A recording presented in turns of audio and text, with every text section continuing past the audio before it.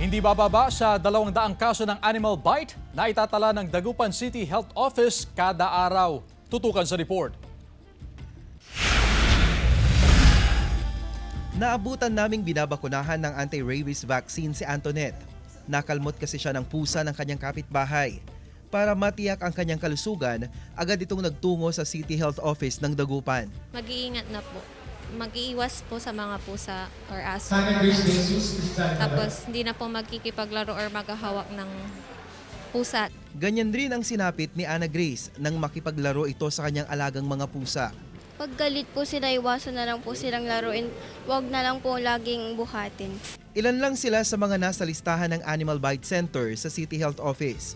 Araw-araw, hindi umano bumababa sa 200 ang kaso ng mga nakakagat o nakakalmot ng mga alagang aso o pusa.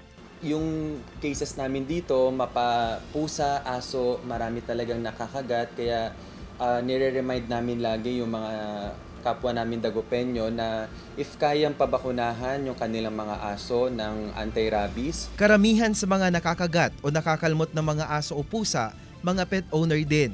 Tiniyak naman ng Dagupan CHO na sapat ang anti-rabies vaccine para masigurong walang mamamatay sa mga nagkakarabis. Always make sure na your pets are vaccinated sa anti-rabies and syempre precaution pa rin, no, sa alam ko na maraming for moms and dads dyan na nakikipaghalubilo sa inyong mga pets, pero always be careful, no. Kasama si Jing Dakanay, Roland Umangay, One North Central Luzon.